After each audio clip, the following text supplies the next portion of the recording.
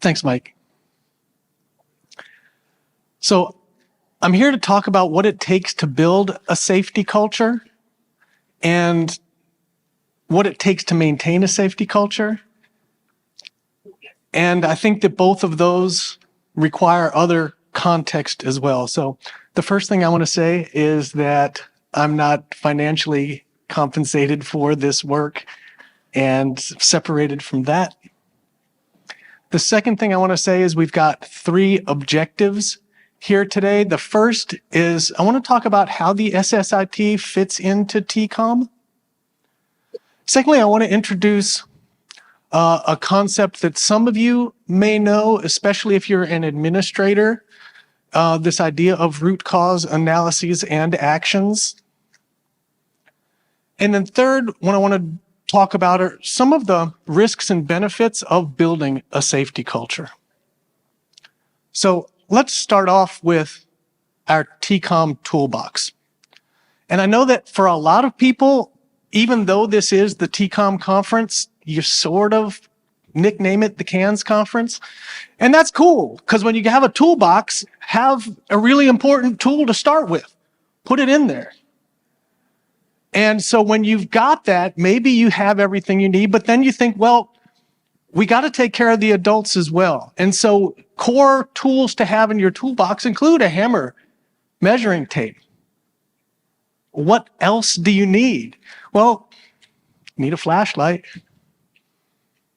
You need pliers. Obviously, you need a drill.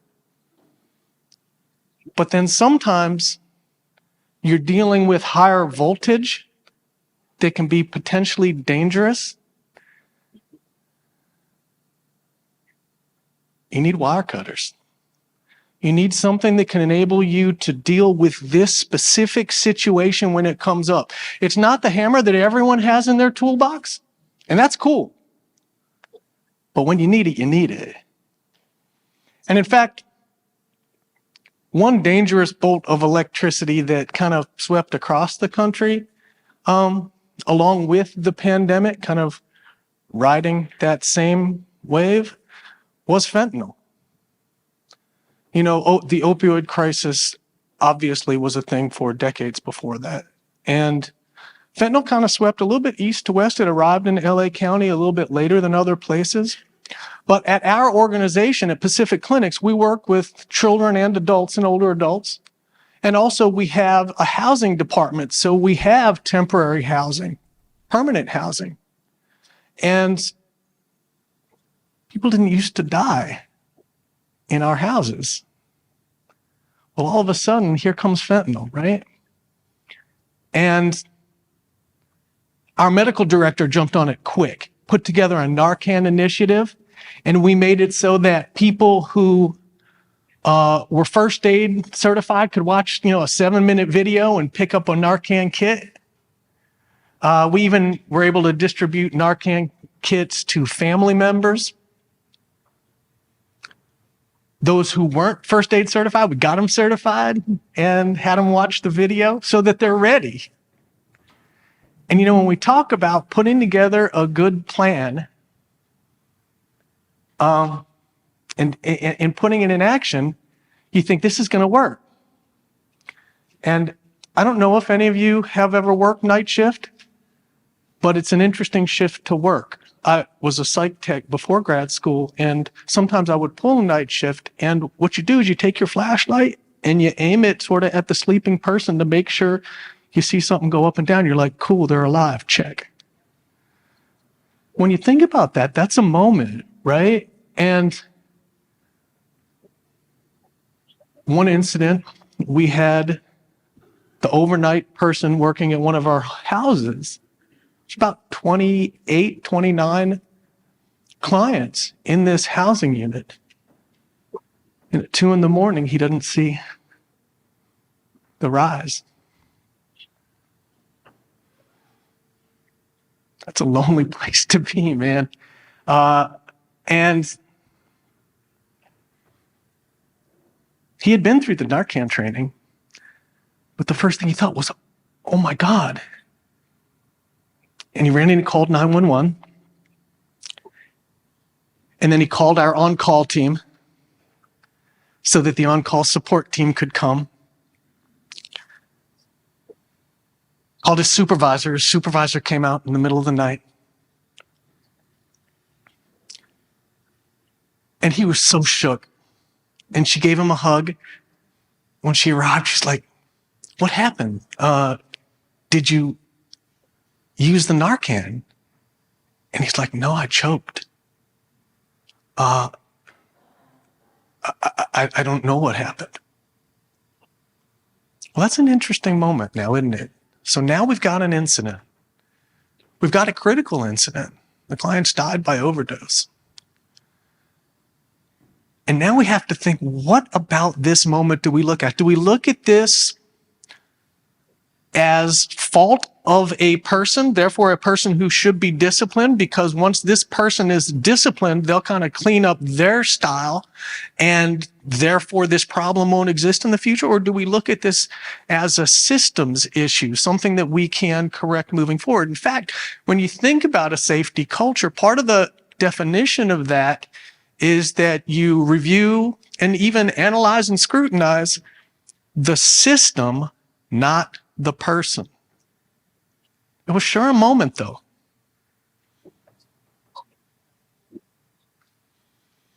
And when you're thinking about what does it take to become an accredited agency, whether that's the Council on Accreditation, the Joint Commission, or CARF, that's the Council on Accreditation for rehab facilities, like if you got employment as part of your work, like we do at Pacific Clinics. COA talks about you should have a process to review every incident that results in serious harm or the threat of serious harm, right? A serious incident or a near miss. JCO uses something called the root cause analyses and actions. We're going to get to that. But really what they're talking about there is, do you also have a corrective action?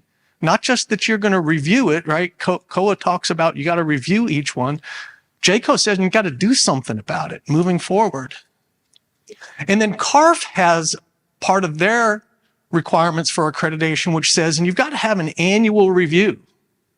How do you look at these together so that that annual analysis can feed into these other aspects? So let's address our first objective, which is to kind of center the SSIT in TCOM. So the first part is transformation. What's changing? And the SSIT is an improvement strategy. But really, sometimes when we think of, let's say the cans, right, the hammer in our toolbox, we can consider how does a person improve over time? Very typically, when we do an SSIT, someone's died. We have near misses that we also review, but very typically someone's died. So we're not looking at, person-centered. How does this person, what's their next phase? That doesn't make any sense. So we're talking about transformation at a different level. Well, we're talking about the people who participate in this process. We're talking about the way that we engage people who are part of the team that work with the client so that we can reach consensus. The way that we do it is we go through the items. There are kind of 4 domains in the SSIT. Looking at client issues, it kind of helps us center a little bit on the client story. And then the 3 domains after that are really the systemic ones we review.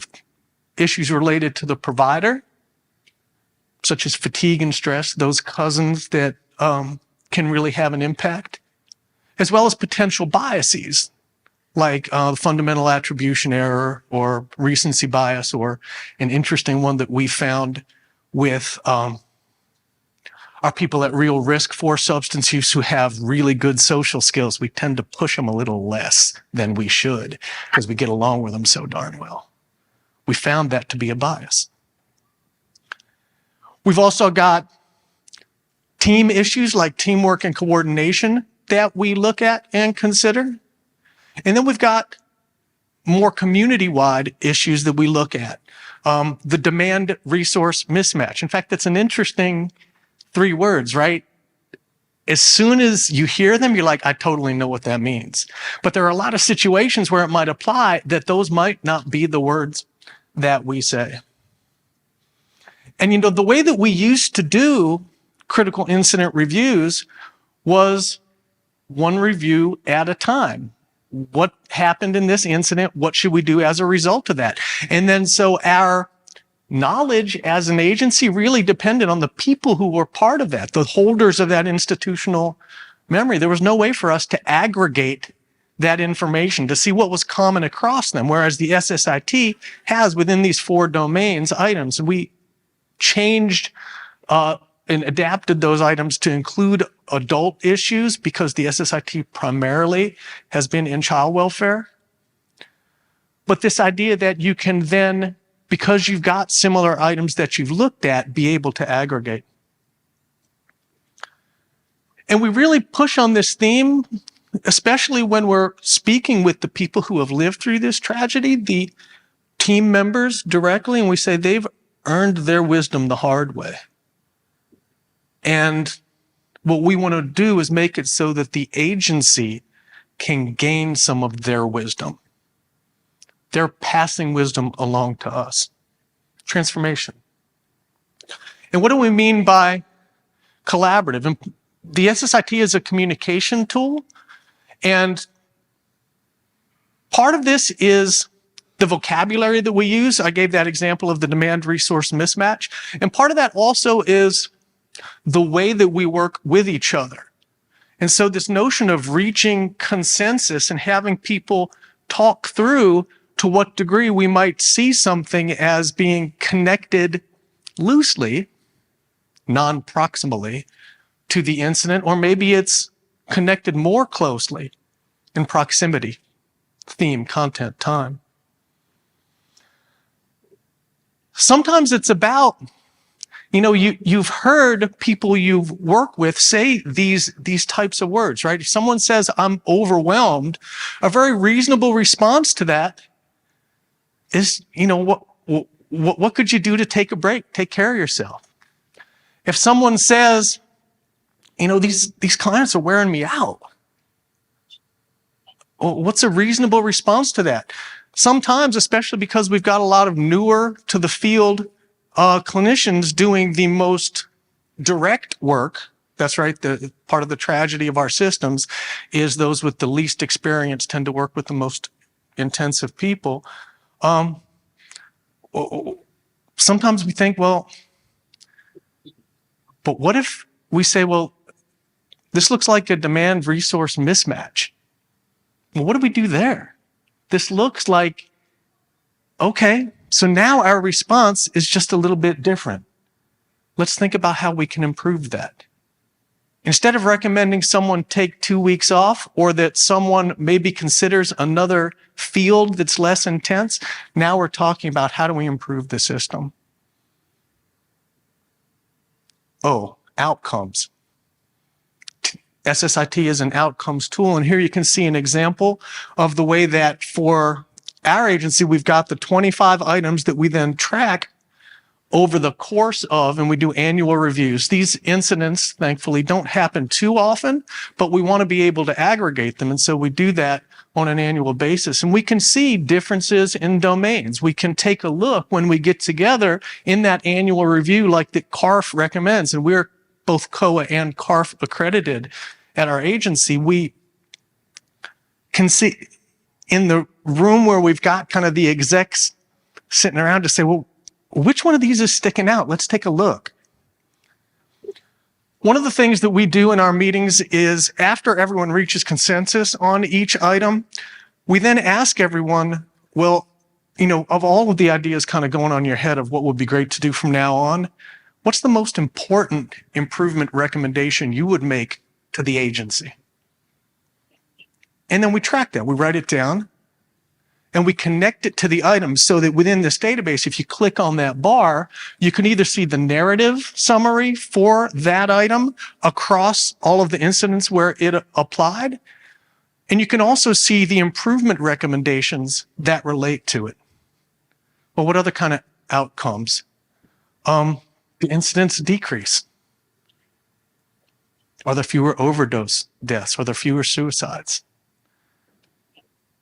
Do the initiatives move forward? Part of that is the corrective action that was talked about in the JCO accreditation standard. Are you doing something about it? And is it working? And of course, the truth is, if it matters, you got to measure it. So what do we do about it, right? Plan, do, study, adjust. Plan, do, study, adjust. What do we do about that situation where the person said, man, I just choked?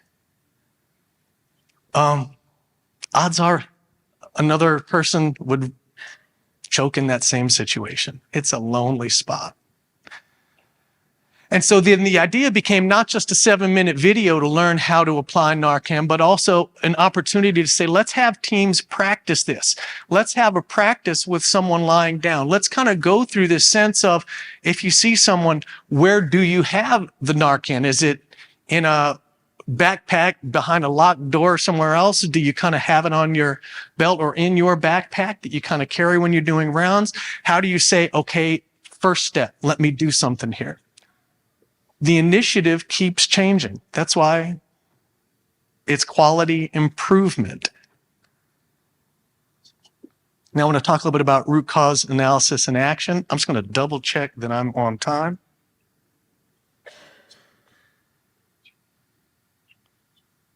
Pretty darn close.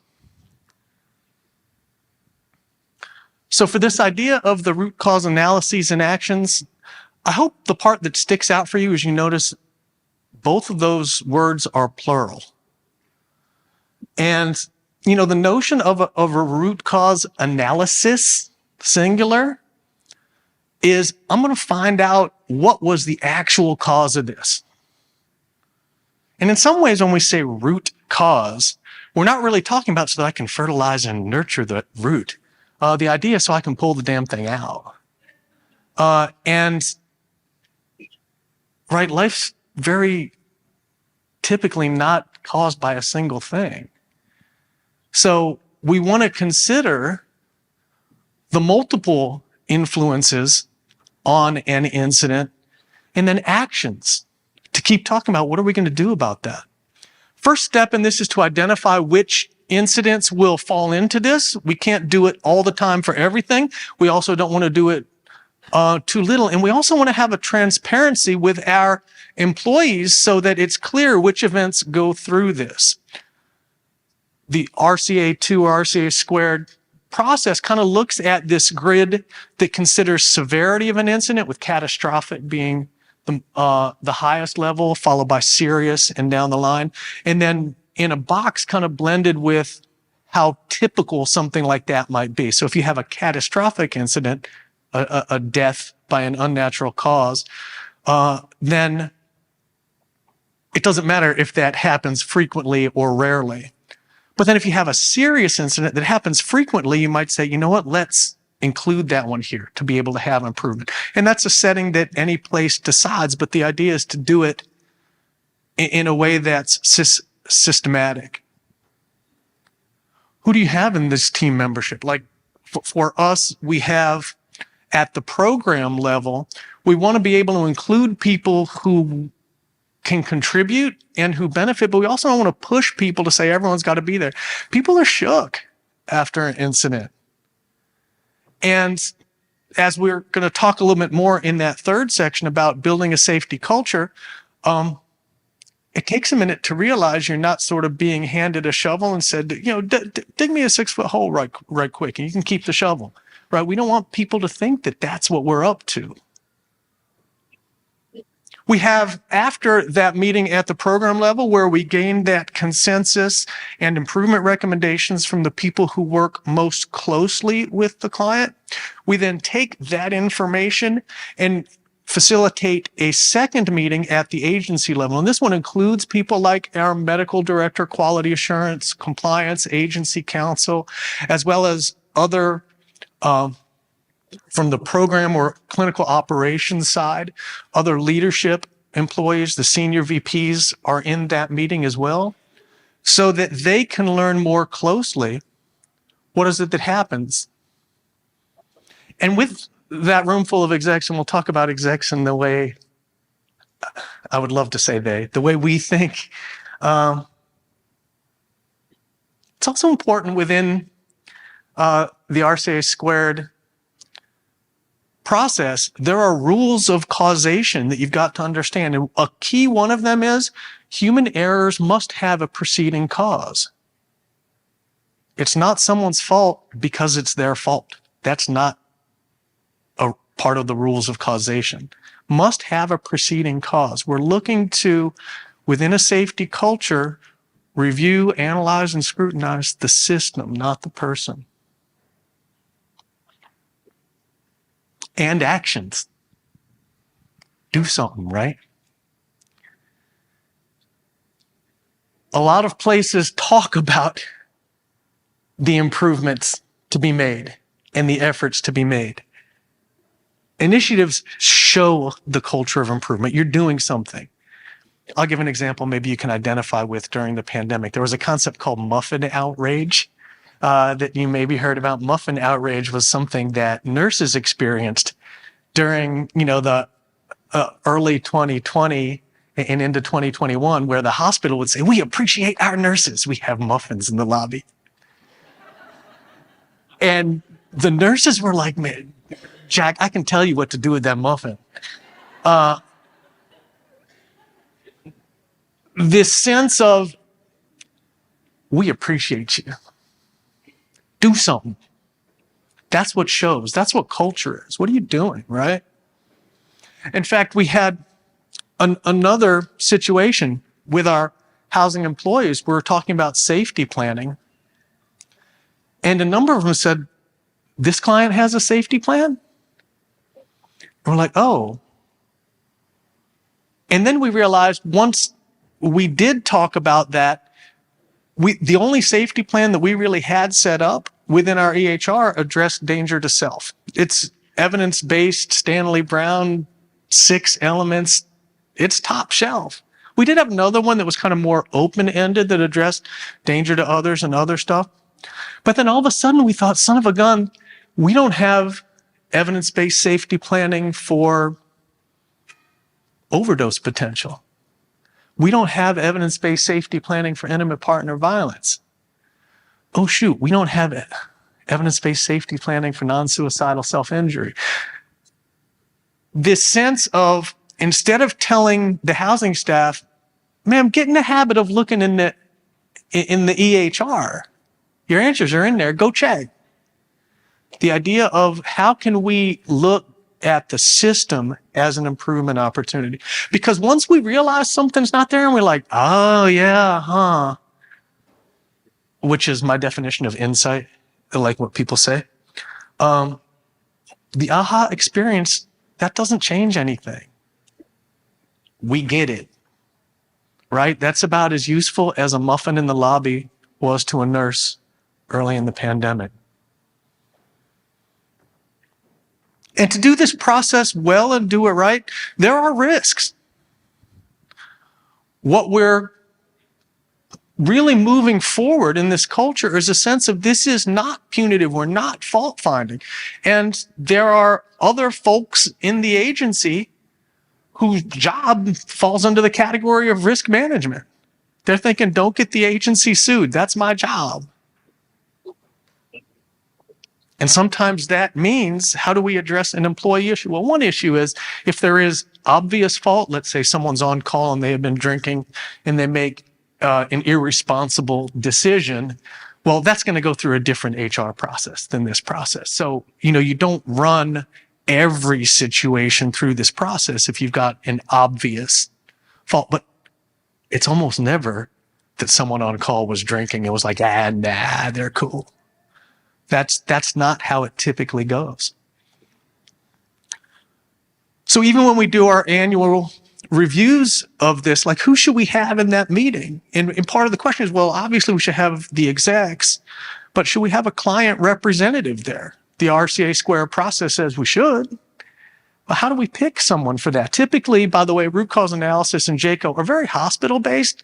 And for them, they're talking very typically about stuff like sentinel events, which means medical errors There are other issues too, but if they're talking about suicide, they're saying suicide of someone who was on a 24-hour unit. And how did that happen? Whereas for us, it might be someone out in the community that we treat on an outpatient basis.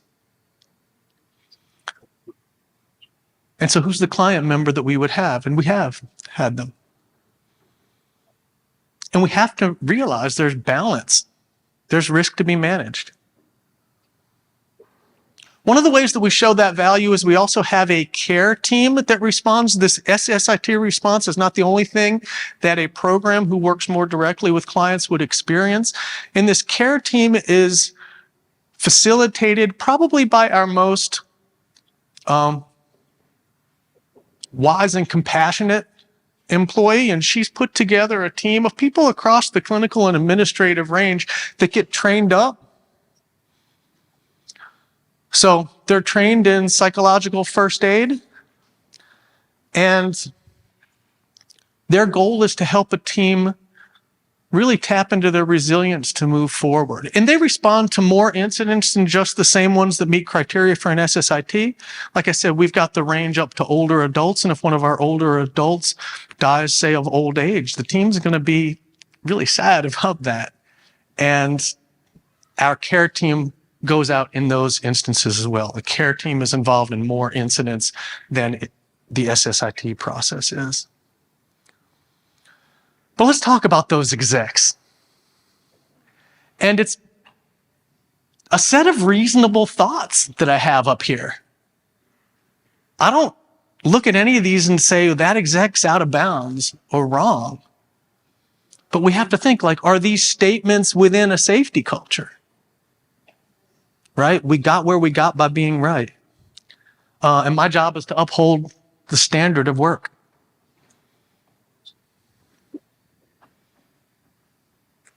I mean, sometimes, and you can see the person on the far right, sometimes you can see this maybe hindsight bias or this revisionist history. You remember that bias from the friend you maybe had who talks about, if only my knee hadn't, then I'd have, maybe made the pros. But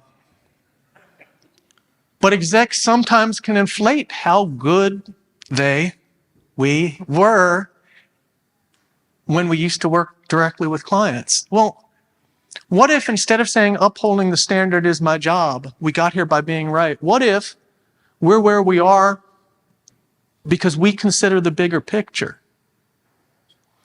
And what if improving the agency is my job?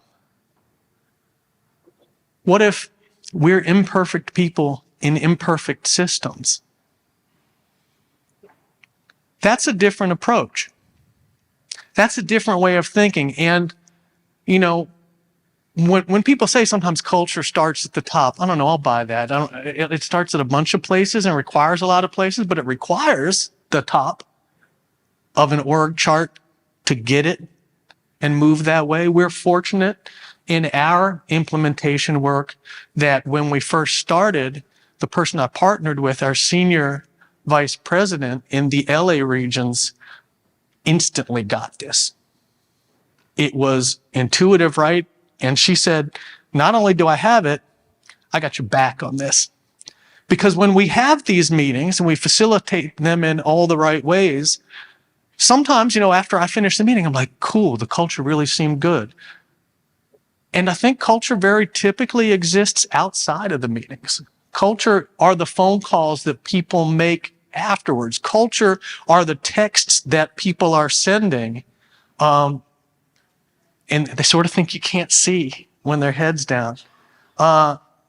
Culture are the Teams chats that might say, oh, give me a break. And sometimes it's not just that these calls outside of the meeting might be potentially a problem. These are also good for keeping people in bounds. I know in one meeting we had someone come in, and they came in, this was at the agency level meeting and was an expert in this particular content area. And man, she came in hot. She was looking for who messed up and why. And after trying to kind of create defenses and realized, this culture wasn't ready. They came in a different place, and there were phone calls afterwards to the people who were part of that meeting, to that person, to really reshape and get us back to this point of to promote a just culture, a safe culture. We've got to realize that you can lose it at any moment, right? This idea of build it and it stands forever. No way. I mean, that's why you got a toolbox at home, right? Is to fix stuff. And at any moment, we could step backwards and step into a hole. Reputation is no joke because it's earned every day in every interaction. And sometimes there are misinterpretations of stuff that we say or want to communicate. And we've got to, right or wrong, that's not the issue. It's fixing it that's the issue. Maintaining all the time that we're here to promote a culture of safety. So with that, thank you.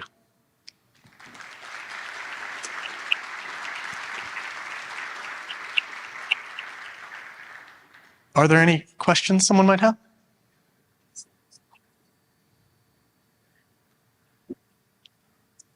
I think the boxes look just about ready. All right, well, thank you very much.